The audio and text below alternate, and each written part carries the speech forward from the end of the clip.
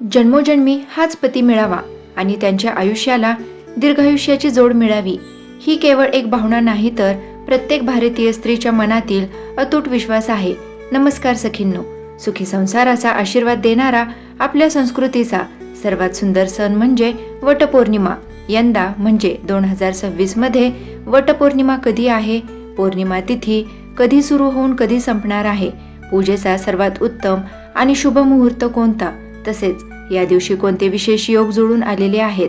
आणि सर्वात महत्त्वाचे म्हणजे पूजेला बसताना कोणत्या 5 शुभ रंगाच्या साड्या आणि बांगड्या घालाव्या आणि कोणते रंग चुकूनही वापरू नयेत, या सर्वांची संपूर्ण माहिती आज आपण या व्हिडिओमध्ये पाहणार आहोत. त्यामुळे व्हिडिओ अजिबात स्किप न करता शेवटपर्यंत नक्की पहा. आणि जर तुम्ही चॅनलवर नवीन असाल तर नक्की सबस्क्राईब करा. कमेंटमध्ये ओम वटवृक्षाय नमः लिहायला विसरू नका.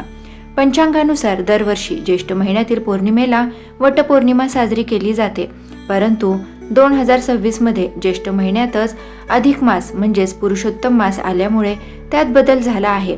ज्योतिषशास्त्रानुसार अधिक मासात कोणतेही मुख्य सण किंवा व्रतवैकल्य केली जात नाहीत. त्यामुळे पहिल्या ज्येष्ठ महिन्यात वटपौर्णिमा साजरी न करता ती नीज ज्येष्ठ महिन्यात म्हणजेच अधिक मासानंतर येणाऱ्या शुद्ध पौर्णिमेला साजरी केली जाते. उदय तिथी आणि पंचांगानुसार यंदा वटपौर्णिमेचे व्रत 29 जून 2026 सोमवार रोजी केले जाणार आहे. पौर्णिमा तिथीचा प्रारंभ 29 जून 2026 रोजी पहाटे 3:06 असणार आहे, तर पौर्णिमा तिथी समाप्ती 30 जून 2026 रोजी पहाटे 5:26 असेल. पूजेचा सर्वोत्तम मुहूर्त सकाळी 6:30 पासून ते 12:30 पर्यंत असेल. यंदाची वटपौर्णिमा अत्यंत खास आहे, कारण या दिवशी अतिशय दुर्मिळ आणि शुभ योग जुळून आलेले आहेत. वटपौर्णिमा सोमवारी आली आहे.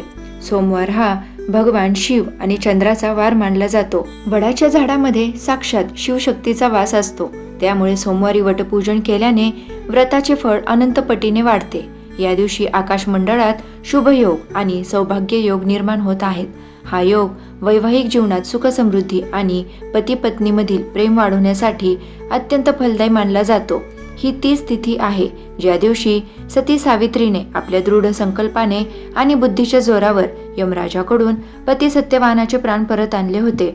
सखींनो, वडाच्या झाडामध्ये ब्रह्मा, विष्णू आणि महेश या तिन्ही देवांचा वास असतो. म्हणूनच या वृक्षाची पूजा करताना मनामध्ये शुद्ध भाव असावा. आता पाहूया या पूजेसाठी आपल्याला कोणते साहित्य लागते.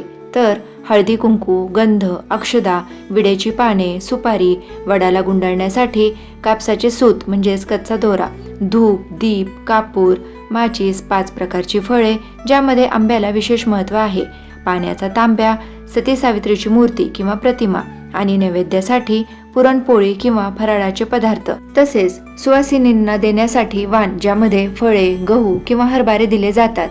या दिवशी सकाळी लवकर उठून स्नान करून पारंपरिक वस्त्र नेसावीत. देवघरात दिवा लावून माझ्या पतीला दीर्घायुष्य लाभू दे असा मनात संकल्प करावा. पूजेच्या ताटात हळद, कुंकू, अक्षता, 5 प्रकारची फळे, भिजवलेले हरभरे आणि पांढरा सुती दोरा ठेवावा. वडाच्या मुळाशी थोडे जल अर्पण करावे. त्यानंतर हळद कुंकू वाहून कापसाचे वस्त्र आणि फुले अर्पण करावीत. आंबे आणि हरभऱ्याचा नैवेद्य दाखवावा. यानंतर हातात पांढरा दोरा घेऊन वडाच्या झाडाला घड्याळीच्या दिशेने फिरत 7 फेऱ्या माराव्यात. प्रत्येक फेरीत मनातून पतीच्या उत्तम आरोग्याची प्रार्थना करावी. पूजा संपल्यावर मनोभावे नमस्कार करून घरी आल्यावर पतीच्या चरणांना स्पर्श करून आशीर्वाद घ्यावा. वटपौर्णिमेच्या दिवशी आपण सर्वजण अगदी मनापासून आणि नखशिखांत नटतो, पण या पूजेमध्ये आपण कोणत्या रंगाचे कपडे आणि बांगड्या परिधान करतो याला शास्त्रात खूप मोठे महत्त्व आहे. कारण योग्य आणि शुभ रंग निसर्गातील सकारात्मक ऊर्जा आपल्याकडे आकर्षित करतात. चला तर मग जाणून घेऊया यंदाच्या वटपौर्णिमेला तुमचे भाग्य उजळून टाकणारे 5 शुभ रंग. पहिला रंग लाल रंग आहे. अखंड सौभाग्याचे प्रतीक लाल रंग हा रंगांचा राजा आणि सौभाग्याचे सर्वात मोठे प्रतीक मानला जातो. वटपौर्णिमेला लाल रंगाची साडी आणि लाल रंगाचा चुडा परिधान केल्याने माता लक्ष्मी आणि माता पार्वतीचा विशेष आशीर्वाद लाभतो, ज्यामुळे संसारात सुख समृद्धी नांदते. दुसरा रंग हिरवा रंग आहे.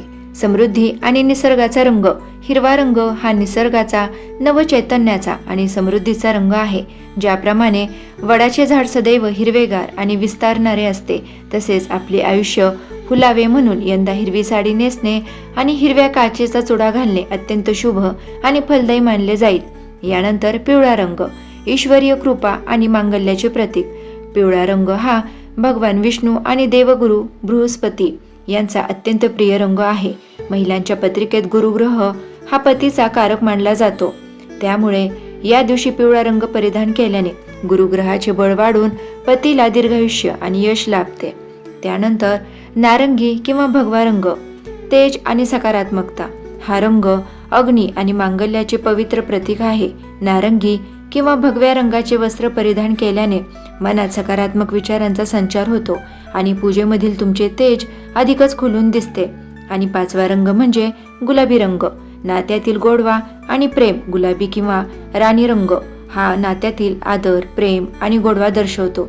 जर तुम्हाला खूप डार्क किंवा भडक रंग आवडत नसतील तर हा सात्विक आणि अत्यंत सुंदर रंग तुमच्यासाठी उत्तम पर्याय आहे. यानंतर पाहू कोणते रंग चुकूनही या दिवशी वापरू नयेत. सौभाग्याच्या या पवित्र सणात काही रंगांचा वापर करणे शास्त्रानुसार पूर्णपणे वर्ज्य मानले गेले आहे. जसे की काळा रंग. वटपौर्णिमेच्या दिवशी काळ्या रंगाची साडी, काळी बॉर्डर असलेली साडी किंवा काळ्या बांगड्या चुकूनही वापरू नका. काळा रंग राहू, केतू आणि शनीशी संबंधित असून तो नकारात्मकता आकर्षित करतो. सौभाग्याच्या उत्सवात हा रंग अशुभ मानला जातो. आणि त्यानंतर आहे पांढरा रंग. पांढरा रंग हा शांततेचा असला तरी सौभाग्याच्या आणि अखंड सौभाग्याच्या पूजेत तो वापरत नाहीत. त्यामुळे पांढरी वस्त्रे परिधान करणे पूर्णपणे टाळावे. सखींनो, याचबरोबर सौभाग्याचा अजून एक महत्त्वाचा अलंकार म्हणजे बांगड्या. सुवासिनींचे हात कधीही रिकामे नसावेत असे आपले शास्त्र सांगते. तुमच्या साडीच्या रंगाशी मॅचिंग करून किंवा किमान 2 ते 4 हिरव्या काचेच्या बांगड्या हातामध्ये आवर्जून घालाव्यात. काचेच्या बांगड्यांमधून निर्माण होणाऱ्या पवित्र खणखणाटाने घरातील नकारात्मक ऊर्जा दूर होते आणि वातावरणात मांगल्य पसरते. तर सखींनो, यंदा वटपौर्णिमेला या 5 शुभ रंगांपैकी तुमच्या आवडीची साडी आणि बांगड्या निवडा आणि तुमची पूजा यशस्वी करा. तुम्हाला हा व्हिडिओ कसा वाटला आणि तुम्ही यंदा कोणत्या रंगाची साडी नेसणार आहात, मला हे कमेंटमध्ये नक्की सांगा. तुम्हा सर्वांना वटपौर्णिमेच्या खूप खूप शुभेच्छा. व्हिडिओ आवडला असेल तर लाईक करा, शेअर करा आणि चॅनलला सबस्क्राईब करायला विसरू नका. भेटूया अशाच एका नवीन माहितीसह. धन्यवाद.